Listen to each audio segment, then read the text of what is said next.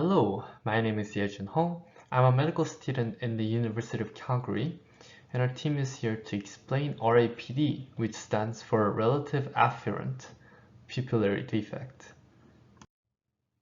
Ophthalmology and neurology are two closely linked specialties.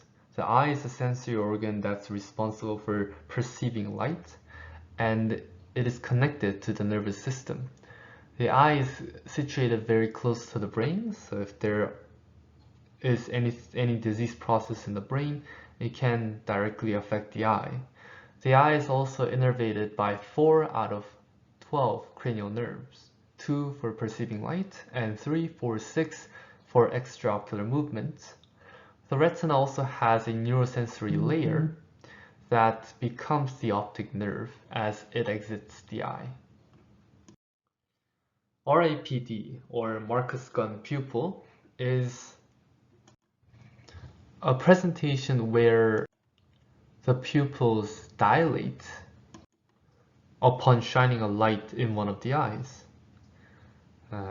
So if we conduct a swinging flashlight test, this test will be positive. Pupillary dilatation in the normal healthy eye is normally when there's no light or lower intensity light than usual. But pupillary dilatation in the affected eye occurs when the light previously shining on the healthy eye moves to the affected eye. This is not because the eye is reacting weirdly to the shine light, but rather because there is relatively lower amount of light that enters the unaffected eye. So because you're not shining light in both the eyes at the same time, when the light goes to the unaffected eye, it's not as well perceived as the healthy eye.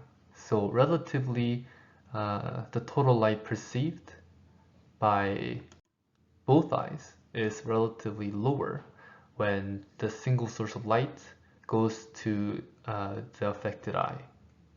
That's why there's a dilatation of the pupils when shining a light on the affected eye. The retina is the innermost layer of the eye that is responsible for detecting light and converting the light to electrical signals for interpretation by the brain. So retina itself has numerous layers, giving it the pigment, the nerves, and the photoreceptors. And the eye itself is designed to converge any light that enters it on the retina. So there's a specific area on the retina that's supposed to be our central vision, called the macula and the fovea. And they also have something called a blind spot, where all the nerves throughout the retina gather their axons, and they exit as the optic nerve from the blind spot. Upon exiting the eye, the optic nerve continues inside the brain, and right above the pituitary meet their contralateral counterparts. The meeting place of the optic nerves is called the optic chiasm. And here, the part of the optic nerve that was responsible for the light signals from the nasal retina crosses over to the contralateral side of the brain. The crossed over parts meet the uncrossed fibers, and they continue on their path to the occipital lobe as optic tracts. So, if there's a lesion that occurs before the optic chiasm from the eye, anywhere along the path between the eye and the optic chiasm, there will be monocular blindness. However, if there is a lesion beyond the optic chiasm affecting only one of the optic tract, there will be hemianopsia, where no matter which eye you're seeing, one consistent half of the world is always blind. The risk factors of RAPD include asymmetric optic nerve disease and widespread retinal damage, because then the light will be perceived less. CRVO and CRAO can contribute to that as well, and optic neuropathy can impair the ability to carry that electrical signals. Retinal detachment can contribute to a lower perception of light. Vitreous hemorrhage directly occludes the path of the light, and as well as cataract. This can cause contralateral RAPD.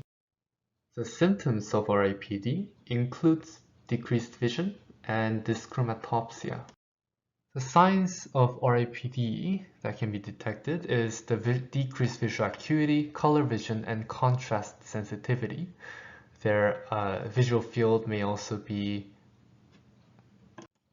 defective, and optic nerve may appear swollen or have pallor upon fundus exam.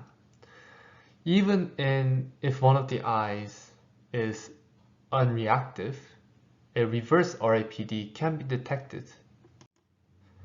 This is done by observing the healthy eye, or not healthy, I apologize, the eye whose pupils are responsive.